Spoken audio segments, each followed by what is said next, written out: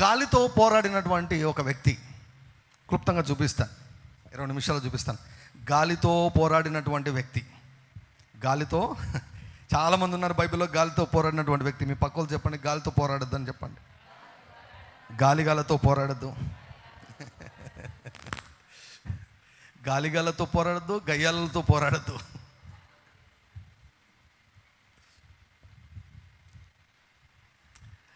మొదటి సమూయేలు గ్రంథము 16వ అధ్యాయము 14వ వచనం.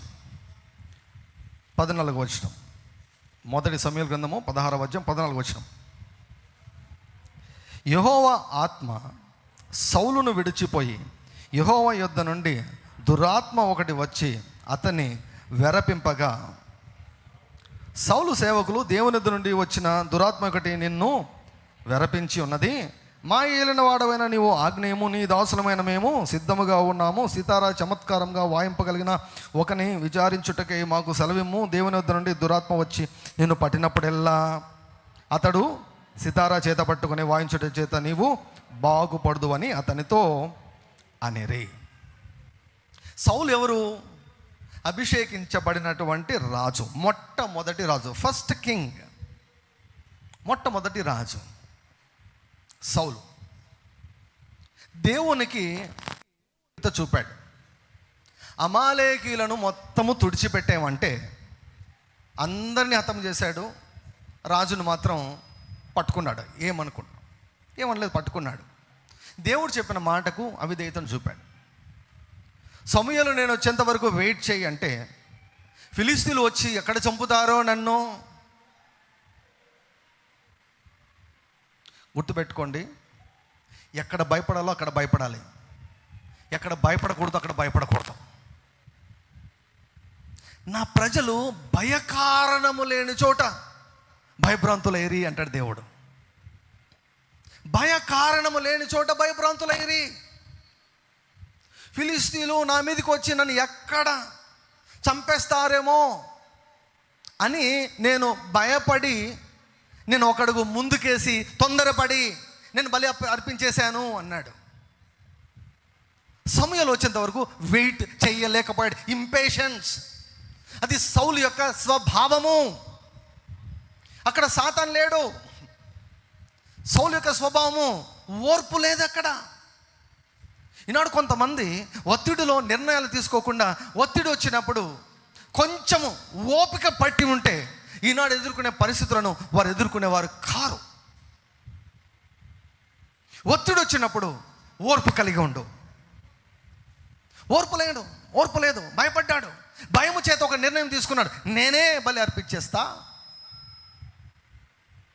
సమూయేలు అఫెండ్ అయిపోయాడు. ఎందుకు చేసేవాళ్ళు అన్నాడు. సమూయేలు పక్కకి వెళ్తుంటే పట్టుకొని డ్రెస్ పట్టుకొని లాగాడు.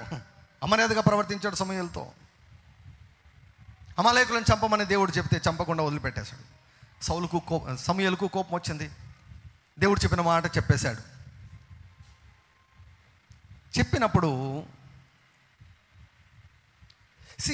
ఎప్పుడు కూడా దయ్యము కూడా ఒక మనిషికి ఒక చిన్న తప్పు చేస్తేనే పట్టదు. అది ఒక అలవాటుగా మారిందనుకోండి, అప్పుడు ఎంటర్ అయిపోతాడు వాడు. ఏదైనా ఒక పొరపాటు అలవాటుగా మారిపోతే అప్పుడు వాడు ఎంటర్ అయిపోతాడు. సో కాబట్టి ఒక దురాత్మ వచ్చి సౌలుకు పట్టింది. దురాత్మ సౌలుకు పట్టినప్పుడు ఏం చేయాలి? ఆ దయ్యం ఏం చేసింది తెలుసా? భయపెట్టింది అనమాట. సౌలును భయపెట్టింది. రాజు భయపడ్డాడు. అప్పుడు భయపడి తప్పు చేశాడు, రెండోసారి భయపడి తప్పు చేశాడు. ఇప్పుడు దయ్యం పట్టింది, ఇప్పుడు డైరెక్ట్గా దయ్యం పట్టింది. ఇప్పుడు ఫుల్ భయం ఎక్కువైపోయినప్పుడు తన దగ్గర ఉన్నటువంటి వారు ఒక మంచి సలహా ఇచ్చారు. దయ్యం పోవాలంటే అప్పుడు యేసునామం లేదు కదా, దయ్యం పోవాలంటే ఎవరైనా మంచిగా మ్యూజిక్ వాయించేవారు వస్తే, మ్యూజిక్ సితారా వాయిస్తే ఈ దయ్యం వెళ్ళిపోతుంది. కాబట్టి మీరు ఆజ్ఞ ఇస్తే మేము వెతికి పట్టుకొని వస్తామన్నారు. రాజు ఆజ్ఞ ఇచ్చాడు. దావీదును కనుక్కున్నారు, దావీదును తీసుకొని వచ్చారు. దావీదు 23వ వచనం చూడండి, 23వ వచనం. దేవుని యొద్ద నుండి దురాత్మ వచ్చి సౌలును పట్టినప్పుడెల్లా దావీదు సితారా చేత పట్టుకొని వాయింపగా దురాత్మ అతనిని విడిచి పోయెను, అతడు సేదదీరి బాగా అయ్యాను. ఎన్నిసార్లు జరిగిందో ఇలా తెలియదు. దయ్యం వచ్చి సౌలును పట్టుకోవడము, సౌలు భయపడ్డము, సౌలు విరబోబడ్డము, సౌలు పీడించబడ్డము, దావీదును పిలిపించడము, దావీదు మ్యూజిక్ వాయించడము, అప్పుడు దయ్యం వెళ్ళిపోవడం. ఇక్కడ చూడండి, సౌలు దేవుని పైన ఆధారపడడం లేదు కానీ దావీదు పైన ఆధారపడుతున్నాడు. తాత్కాలికంగా ఉపశమనం దొరికితే చాలు అనుకుంటున్నాడు. ఉపశమనం దొరికిన తర్వాత దేవుణ్ణి ఏం మాత్రం కూడా ఆశ్రయించడం లేదు. తర్వాత మనకందరికీ తెలుసు, యుద్ధం జరిగింది, గొల్యాతును చంపేశాడు. గొల్యాతును చంపిన తర్వాత 18వ అధ్యాయం చూద్దాం. 18వ అధ్యాయం 6వ వచనం నుంచి. దావీదు ఫిలిష్తీయుని హతము చేసి తిరిగి వచ్చినప్పుడు స్త్రీలు ఇశ్రాయేలీయుల ఊళ్ళన్నిటిలో ఉండి తంబురలతోనూ సంభ్రమతోనూ వాద్యముతోనూ పాడుచు నాట్యమాడుచు రాజైన సౌలును ఎదుర్కొనుటకై వచ్చిరి. ఆ స్త్రీలు గాన ప్రతిగానములు చేయించు వాయించుచు సౌలు 1000 కొలదియు దావీదు 10,000 కొలదియు శత్రులను హతము చేసిరండ్రి. ఆ మాటలు సౌలునకు ఇంపుగా ఉండనందున అతడు బహుకోపము తెచ్చుకొని వారు దావీదునకు 10,000 కొలదనియు నాకు 1000 కొలదనియు స్తుతులు పాడిరే, రాజ్యము తప్ప మరి ఏమి అతడు తీసుకునగలడు అనుకొనెను. కాబట్టి నాట నుండి సౌలు దావీదు మీద విషపు చూపు నిలిపెను. అందరు చెప్పండి, భయము కోపము, భయము కోపము, భయము కోపము. 100 సార్లు చెప్పిస్తే బాగుంటుంది అనుకుంటున్నాను నేను. మేడం రెడీగా ఉన్నారు. భయము కోపము, భయము కోపము, భయము కోపము. భయపడ్డాడు, కోపడ్డాడు. తర్వాత ఇంకోటి యాడ్ అయిపోయింది అనమాట. ఏం యాడ్ అయిపోయింది? అంతవరకు లేనిది నంబర్ 1 కదా. నంబర్ 1 అయినప్పుడు అసూయ ఎక్కడి నుంచి వస్తుంది? నంబర్ 1 స్థానంలో ఉన్నాడు, ఫస్ట్ ర్యాంక్లో ఉన్నాడు. ఫస్ట్ ర్యాంక్ వచ్చిన వాడికి ఎవరైనా 2వ ర్యాంక్ వాడి మీద అసూయ కలుగుతుందా? కలగదు కదా. భయపడ్డాడు. అసూయ కలిగించిన వారు ఎవరు తెలుసా? సిస్టర్స్ అనమాట. అంతా చుట్టుకున్న సిస్టర్స్ ఒక పాట పాడారు. ఎప్పటికీ ఇలా ఉంటారు, జనాలు ఉంటారు. పాడితే మనోడు ఎట్లా రియాక్ట్ అయి ఉండాలి, ఎలా రియాక్ట్ అయి ఉండాలి? గుర్తుపెట్టుకోండి, నిర్ణయము తీసుకునే దానికి నీకు ఆప్షన్స్ ఉంటుంది, కానీ కాన్సిక్వెన్స్ అంటే ఆ నిర్ణయం వలన నువ్వు ఎదుర్కొనే పరిస్థితుల విషయంలో నీకు ఆప్షన్స్ ఉండవు. నువ్వు ఖచ్చితంగా ఎదుర్కొనవలసిందే. ఇప్పుడు ఒక మంట ఉంటుందండి, అగ్ని ఉంటుంది. ముట్టుకుంటావా లేదన్నటువంటిది నీ చేతిలో ఉంటుంది. ముట్టుకున్న తర్వాత కాలకూడదంటే ఎట్లా? ముట్టుకున్న తర్వాత ఖచ్చితంగా దాన్ని నువ్వు ఆపలేవు. దానికి నీకు ఆప్షన్స్ ఉండవు. ముట్టుకొని కాలకుండా నువ్వు ఆపలేవు. ముట్టుకుంటే కాలుతుంది. కాబట్టి కాలకూడదంటే ముందుగానే ముట్టుకోకుండా ఉండాలి. చాలాసార్లు నిర్ణయాల విషయంలో మనం ఆపగలం, కానీ నిర్ణయాల వలన తీసుకున్న వచ్చినటువంటి పర్యవసనాలను నువ్వు ఆపలేవు. So you need to be very careful about what decisions we make. Saul problem ఏమిటంటే భయం వచ్చినప్పుడు భయాన్ని డీల్ చేయలేదు, భయం వచ్చినప్పుడు భయాన్ని జయించలేదు, కోపం వచ్చినప్పుడు కోపమును కూడా జయించలేదు. తన కోపమే పూరించండి, తన శత్రువు. భయము కోపము. ఇప్పుడు కొత్తది మళ్ళీ మొదలైంది, అసూయ. అప్పుడు ఏం చేశాడంట? దావీదు మీద ఏం నిలిపాడంట? అలా ఒకసారి అలా చూసి కాదు, నిలిపేశాడంట. అంటే సెట్ అయిపోయాడంట. ఇంకా దావీదు పైన విషపు చూపు నిలిపాడంట. ఒకసారి బాప్తిస్మ ఇచ్చి యోహాన్ దగ్గరకు వచ్చి ఆయన శిష్యులు అంటారు, ఏమంటారు తెలుసా? బోధకుడా, ఆ యోర్దాను నది దగ్గర ఎవరికి నువ్వు బాప్తిస్మ ఇచ్చావో, ఎవరికి గురించి నువ్వు గొప్పగా చెప్పావో, ఎవరి గురించి నువ్వు పబ్లిసిటీ ఇచ్చావో అందరూ ఆయన దగ్గరికి వెళ్ళిపోతున్నారు, మనది ఖాళీ అయిపోతుంది. మనది ఖాళీ అయిపోతుంది అని బాప్తిసం ఇచ్చు యోహానుతో ఆయన దగ్గర ఉన్నటువంటి ఆయన అనుచరులు అన్నప్పుడు ఎట్లా రియాక్ట్ అయ్యాడు? ఆయన హెచ్చవలసి ఉన్నది, నేను తగ్గవలసి ఉన్నది. పైనుంచి అనుగ్రహించబడితే తప్ప ఎవడు ఏది కూడా పొందుకోలేదు. Hallelujah. I'm happy that his name is being glorified. Hallelujah. పెళ్లి కుమార్తె కలిగిన వాడే పెళ్లి కుమారుడు. సౌలు ఇలా పాట పాడితే ఏమని ఉండాలి? ఈయన కూడా కోరస్ కలిపి ఉండాలి. అవును, నాకంటే దావీదే గ్రేట్. చిన్నోడు జయించాడు, ఒక టీనేజ్ బాయ్ గొలియాతును చంపాడు, ఖచ్చితంగా నాకంటే గొప్పవాడే, నేను కూడా పాడతానని ఉండాలి.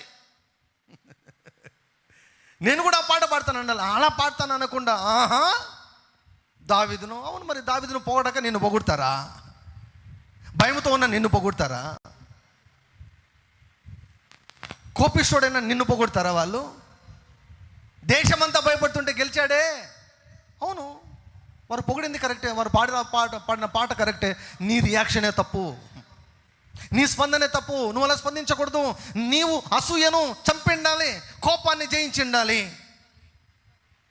భయాన్ని జయించి ఉండాలి, అసూయని జయించి ఉండాలి. నో, లేదు, నా భయాన్ని నేను పెంచి పోషిస్తా, నా అసూయను పెంచి పోషిస్తా, నా కోపాన్ని పెంచి పోషిస్తా. I feed my anger, I feed my jealousy, I feed my fear. He never wanted to come out of fear. He never wanted to crucify his anger. He never wanted to come out of jealousy and hatred and bitterness. He never wanted to come out. దేవునికి సౌలుకు connection cut అయిపోయింది. విషపు చూపు నిలిపాడంట. 10వ వచనం చూడండి. మరునాడు దేవుని ఎదురుని దురాత్మ సౌలు మీదకి బలముగా వచ్చినందున అతడు ఇంటిలో ప్రవచించుండగా దావీదు మునుపటిలాగున వీణ చేత పట్టుకుని వాయించను. ఒకప్పుడు సౌలు చేతిలో ఒక ఈట ఉండగా దావీదును పొడిచి గోడకు బిగించుదని అనుకొని సౌలు ఆ ఈటను విసిరెను. అయితే అది తగులకుండా దావీదు 2 మారులు తప్పించుకొనెను.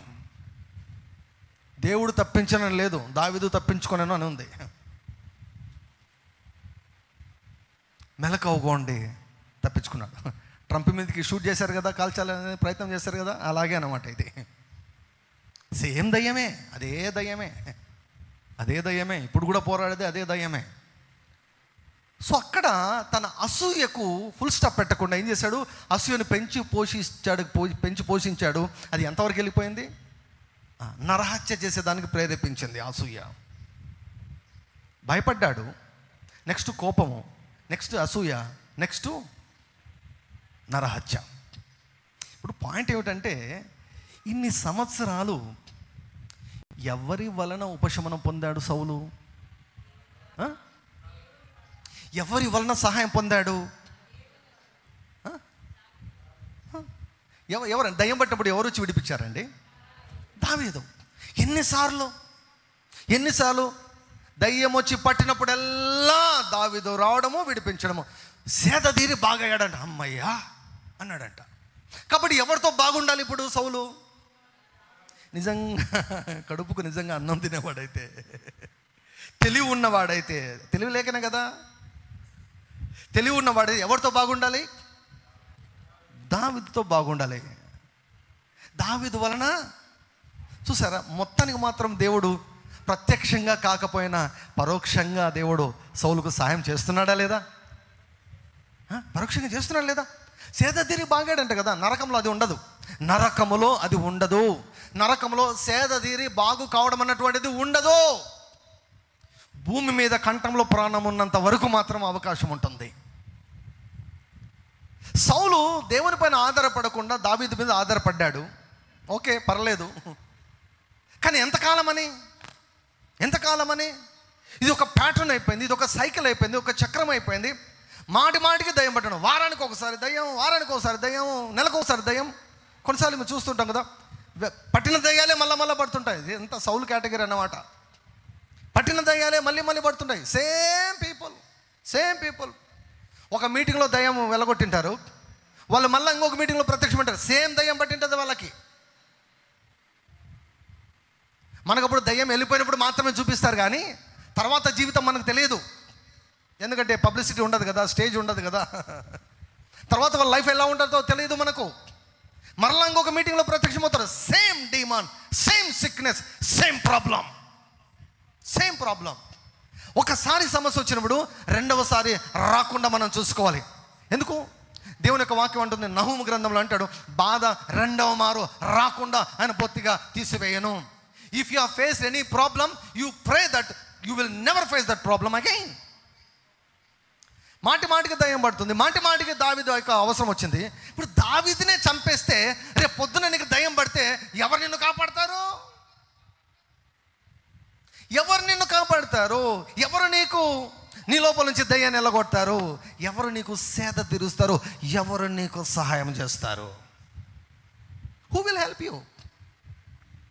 తినే ప్లేట్లో పెంట వేసుకోవడం అంటే ఇదే. అవునా కదా చెప్పండి. దావీదు వలన ఇంత సహాయం పొందుకొని, మాటికి దావీదు వలన సహాయం పొందుకొని ఇప్పుడు దావీదునే లేపాలని ప్రయత్నం చేస్తున్నాడు. 2 మార్లు దావీదు తప్పించుకున్నాడు.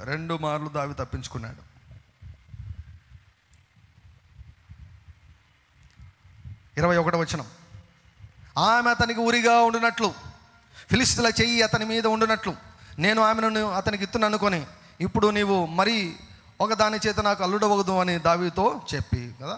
దావీదుకు పెళ్లి చేశాడు, వాళ్ళ మామ అయ్యాడు. ఆ పెళ్లి కూడా ఎందుకు? నీ పెళ్ళి నీకు ఊరి కాకుండాను గాక. ఆమెనని చెప్పండి. నీ పిల్లల పెళ్ళిళ్ళు వారికి ఊరిగా కాకుండాను గాక. హల్లెలూయా. ఈనాడు ఎంతమంది రొమ్ములు బాదుకోండి, అయ్యో అనవసరంగా ఈ వ్యక్తిని పెళ్లి చేసుకున్నానే, అనవసరంగా ఈ వ్యక్తిని మా ఇంటిలోనికి అల్లుడిగా కోడలాగా అనవసరంగా రప్పించుకున్నామే అని ఎంతమంది రొమ్ములు బాదుకొని కేకలు వేస్తున్నారు మీకు తెలుసా? ఉరిగా ఉండినట్లు వివాహము ఉరిగా కాకూడదు. You pray. చాలా మంది సంబంధాలు వెతికే దానికి గంటలు ప్రయాణాలు చేస్తారు, దినాలు ప్రయాణం చేస్తారు, గంటలు ఇన్వెస్ట్ చేస్తారు. కానీ అదే టైం దేవుని యొక్క సన్నిధిలో గడిపితే నీ పిల్లల వివాహము వారికి ఉరి కాదు.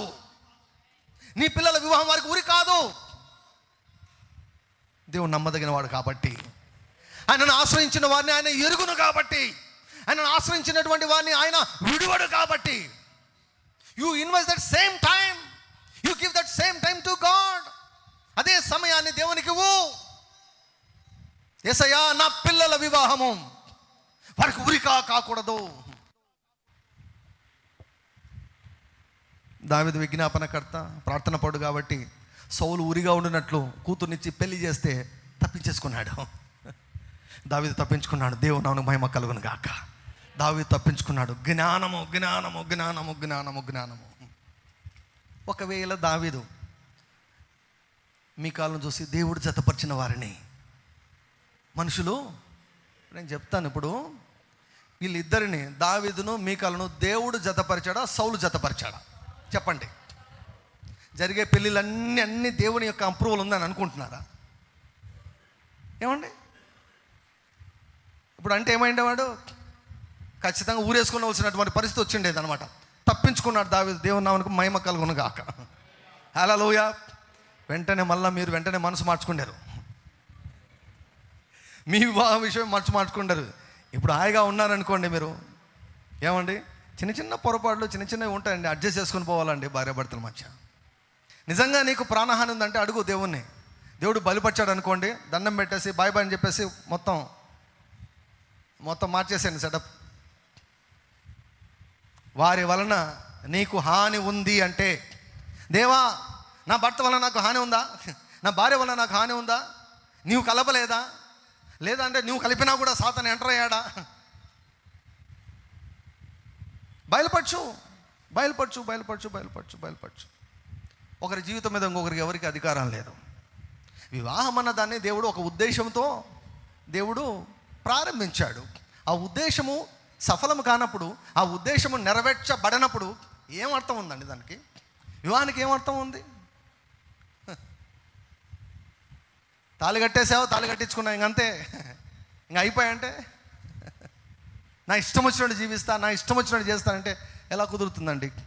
భూలోక న్యాయాధిపతి అనేవాడు ఒకడు ఉన్నాడు పైన. ఈ లోకం న్యాయం తీర్చుకుంటే న్యాయం తీర్చే దేవుడు ఒకడు ఉన్నాడు పరలోకంలో. హల్లెలూయా.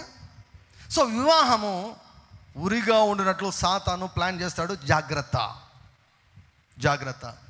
ఏమలేక జీవితకాలం అంతా నువ్వు ఉపవాస ప్రార్థనలో నీ కుటుంబం గురించి ప్రార్థన చేసుకోవాలి అంతే. ఇంకా ఆత్మల గురించి ప్రార్థన ఉండదు, ఏముండదు. ఇంకా బిగ్ డివియేషన్, బిగ్ డిస్ట్రాక్షన్. ఆత్మల గురించి ప్రయాస లేకపోతే, దేవుని యొక్క రాజ్యం గురించి ప్రయాస లేకపోతే నువ్వు డివియేట్ అయిపోయావు. You got deviated. ఎప్పుడు ఆ సమస్యలు, ఈ సమస్యలు ఏం లేదు. ఒక రాంగ్ పర్సన్ పెళ్లి చేసి పడేస్తే అయిపోయాయి అంతే. కావాల్సిన సమస్యలన్నీ కూడా, ప్రపంచంలో సమస్యలన్నీ కూడా నీ ఇంట్లోనే ఉండిపోతాయి. సో ఉరిగా ఉండినట్లు. సో సౌలు ఆపలేదు. సౌలు తన యొక్క కార్యాలకు ఫుల్ స్టాప్ ఏమాత్రం కూడా పెట్టకుండా అలాగే కొనసాగుతున్నాడు. చూడండి, కొంచెం ముందుకెళ్దాం. 19వ అధ్యాయము 8వ వచనం. తర్వాత యుద్ధము సంభవించినప్పుడు దావీదు బయలుదేరి ఫిలిష్తీయులతో యుద్ధము చేసి వారిని ఓడించి వెనుకకు పారదోలి గొప్ప వధ చేయగా యెహోవా యొద్ద నుండి దురాత్మ సౌలు మీదకి వచ్చెను. సౌలు ఈట చేత పట్టుకుని ఇంట కూర్చుండి ఉండెను. దావీదు సితారా వాయించుచుండగా సౌలు ఒకే దెబ్బతో దావీదును గోడకు పొడుచుతున్న తాత్పర్యం కలిగి ఈట విసిరెను. దావీదు అతని యుద్ధ నుండి తప్పించుకున్నందున ఈట గోడకు నాటగా దావీదు ఆ రాత్రి యందు తప్పించుకొని పారిపోయాను. ఉదయమున అతని చంపవలనని పొంచి ఉండి దావీదును పట్టుకుంటే సౌలు అతని ఇంటికి దూతలను పంపగా. 19వ అధ్యాయం 1వ వచనం చూడండి. అంతటా సౌలు మీరు దావీదును చంపవలసినదని తన కుమారుడైన యోనాతానుతో. ఎవరయ్యారు సౌలుకు దావీదుకు సంబంధం ఏంటి? మామ అల్లుల సంబంధం. మామ అయ్యాడు.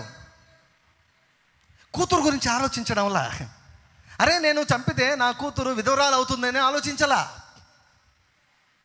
చూస్తున్నారా? ఈ కాల పరిస్థితులు ఏమాత్రం కూడా మారలేదు. అరే రక్త సంబంధికుడు కదా, మా ఇంటి అల్లుడు కదా, నా కూతురు జీవితాన్ని నేనెందుకు నాశనం చేయాలి? ఏదైనా చెప్పి సర్దుకొని బాగా జీవించండి, బాగా బ్రతకండి అనాలి తప్ప, మా నోడికి అసూయ పట్టింది, అసూయ దయ్యం పట్టేసింది. అసూయ దయ్యం పడితే ఇక ఎవరు కనిపించారు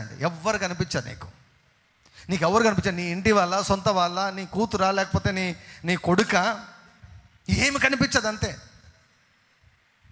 ఏం కనిపించదు. సాల్ did not bother about his daughter. తన కూతురు గురించి కూడా ఆలోచించలే. చంపేసేయండి వాడిని అన్నాడు.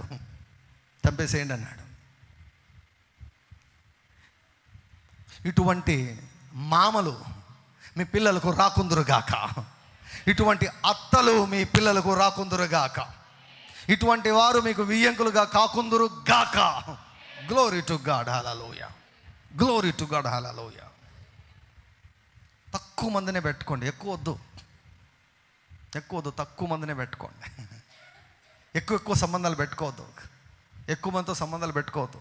విస్తారమైనటువంటి బంధు జనంగాన్ని పెట్టుకోవద్దు. Be very very specific and selective. అది కూడా దేవుని ద్వారా నడిపించబడి ఉండండి. సో సౌలు తన స్వభావాన్ని చంపకుండా తన సహాయాన్నే చంపేదానికి ప్రయత్నం చేస్తున్నాడు కదా. ఇన్ని చేసినా కూడా మరలా దావీదు వచ్చేమో మళ్ళీ సితారా వాయించి ఉపశమనం ఇచ్చేదానికి వస్తే, అప్పుడు కూడా ఈసారి బలంగా ఈట తీసుకొని విసిరేశాడు. తప్పించుకొని ఇంకా పారిపోయాడు దావీదు. అక్కడ ఉంటుంది, సౌలుకు అర్థమవుతుంది, నా పక్షంగా దేవుడు లేడు, దావీదు పక్షంగా దేవుడు ఉన్నాడు. అర్థమై దావీదుకు భయపడుతున్నాడంట. చూడండి, భయాన్ని చంపలేదు కాబట్టి భయం ఎక్కడికి వెళ్ళింది? ఫస్ట్ శత్రులు అంటే భయము, రెండోది సహాయం చేసేవాడంటే కూడా భయం వచ్చిందన్నమాట. భయము, కోపము, అసూయ, ఈ మూడు ఎక్కడికి నడిపిస్తున్నాయంట? చంపేదానికి నడిపిస్తున్నాయి. సో దావీదు తప్పించుకొని వెళ్ళాడు. చాలాసార్లు ప్రయత్నం చేశాడు. దేవుడు తన కృప వలన దావీదును తప్పించాడు. ఇప్పుడు చూడండి, సౌలు ఎవరితో పోరాడుతున్నాడు? సౌలు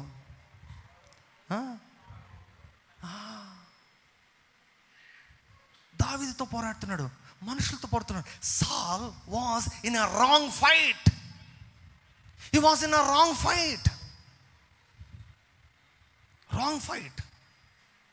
దానికి బహుమానం ఉండదు, బహుమానం లేదు.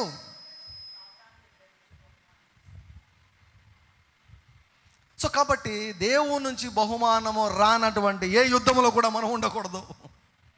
హల్లెలూయా, glory to God. So never fight with people. Saul గాలితో పోరాడినట్లే, గాలితో యుద్ధము చేసినట్లే. సో అలా ముందుకు వెళ్తూ ఉంది. దావీదు భయపడుతున్నాడు ఒకవైపు, తప్పించుకుంటున్నాడు. దేవుడు తప్పిస్తూ ఉన్నాడు. సో ఒక రోజు వచ్చింది, 28వ అధ్యాయం ముగిస్తున్నా నేను. 28వ అధ్యాయము 3వ వచనం. సమూయేలు మృతి పొందగా ఇశ్రాయేలీయులు అతని గురించి విలాపం చేసి రామా అను అతని పట్టణంలో అతని పాతిపెట్టి ఉండిరి. సౌలు కన్న పిశాచము గల వారిని, చిల్లంగి వారిని దేశములో నుండి వెళ్ళగొట్టి ఉండెను. ఫిలిష్తీయులు దండెత్తి వచ్చి శూన్యములో దిగగా సౌలు ఇశ్రాయేలులందరినీ సమకూర్చెను. వారు గిల్బోవలో దిగిరి. సౌలు ఫిలిష్తీయుల దండును చూచి మనస్సునందు భయకంపము ఉంది. పోలేదు, భయంను జయించలేదు, భయంతో పోరాడలేదు. కాబట్టి ఆ భయమే వెంటాడుతుంది సౌలును. మనసులో భయకంపమునుంది. యెహోవా యొద్ద ఎప్పుడు చేశాడు విచారణ? యెహోవా యొద్ద ఎప్పుడు చేశాడండి? ఎప్పుడు చేసిండాలండి? ఎప్పుడు విచారణ చేసిండాలండి? ఎప్పుడు విచారణ చేసిండాలి? ఎప్పుడు చేస్తూ ఉన్నాడు? సమూయేలు చచ్చిపోయిన తర్వాత ఇంకెవరు లేరు కదా, కాబట్టి ఇంక వెళ్ళాడు అనమాట. ప్రభువా నాతో మాట్లాడినాయన ప్రభు అని ప్రార్థన చేయడము మొదలుపెట్టాడు. విచారణ చేయగా యెహోవా స్వప్నము ద్వారానైనను, ఊరిము ద్వారానైనను, ప్రవక్తల ద్వారానైనను ఏమియో సెలవియ్యకుండెను. ఏమీ అసలు దేవుడు మాట్లాడడం లేదు. ఉదాహరణకు నేను చెప్తాను. మీరు ఏదో ఒక భయం పట్టింది, మీకు ఏదో ఒక భయం కలిగింది. మీరు ఎంత ప్రార్థన చేసినా మీకు జవాబు రావడం లేదు. దేవుని ఎంత బతిమాలినా జవాబు రావడం లేదు. ఇంతవరకు మీరు ఇంకొకరి మీద ఆధారపడుతున్నారు. ఎవరో ఒకరు ప్రార్థన చేసి చెప్పేవాళ్ళు, అటువంటి వాళ్ళు ఎవరు లేరు. ఒంటరిగా నువ్వు మిగిలిపోయావు. ఏం చేస్తావు అప్పుడు నీవు? సౌలు ఒక మంచి పని చేశాడు. దేశంలో నుంచి కన్న పిశాచం గల వారిని, విచ్క్రాఫ్ట్ చేసే వాళ్ళను, చిల్లంగితనం చేసే వాళ్ళను మొత్తం ఏరి పరేశాడు, తొలగించేశాడు. ఇప్పుడు దేవుడు జవాబు ఇవ్వడం లేదు అని చెప్పి ఎవరినైతే లేకుండా చేశాడో వాళ్ళ దగ్గరికి వెళ్తున్నాడు. ఇప్పుడు అంటే దేవుడు జవాబు ఇవ్వకుంటే ఎక్కడికి వెళ్తున్నాడు? సాతాన్ దగ్గరికి వెళ్తా ఉన్నాడు. సాతాన్ దగ్గరికి వెళ్ళి ఏమన్నా బలాన్ని పొందుకున్నాడా? నాకు సమయంలో రప్పించన్నాడు. సమయంలో చెప్పాడు, అరే బాబు నాయనా, రేపు నీవు నీ పిల్లలతో సహా నాతో కూడా ఉంటారు అన్నాడు. వచ్చిన ఇన్ఫర్మేషన్ ఏంటంటే, రేపు నీవు నీ కుటుంబంతో సహా నువ్వు చనిపోబోతున్నావు. ఒకని ఎదుట సరైనదిగా కనపడ మార్గం కలదు, తుదకు.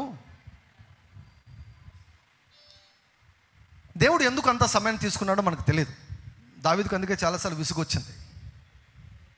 విసుగొచ్చి దావీదు కూడా ఎక్కడికి వెళ్ళాడు? ఫిలిష్తీయుల దగ్గరికి వెళ్ళి మొత్తానికి మాత్రం దెబ్బతిన్న తర్వాత మళ్ళీ దేవుని పట్టుకున్నాడు, దేవుని సహాయాన్ని పొందుకున్నాడు. అయితే దావీదు చేసిన నీతి క్రియలు చాలా ఉన్నాయి. చేతికి సౌలును అప్పగించినా కూడా సౌలును ఏమనలేదు. సుబుద్ధి కలిగి ప్రవర్తించాడు. అన్నిటికంటే మించి వాగ్దానం ఉంది, కృప ఉంది, శాశ్వతమైన కృప ఉంది. దావీదు అదృష్టవంతుడు అని చెప్పచ్చు. ఏమన్నాడు?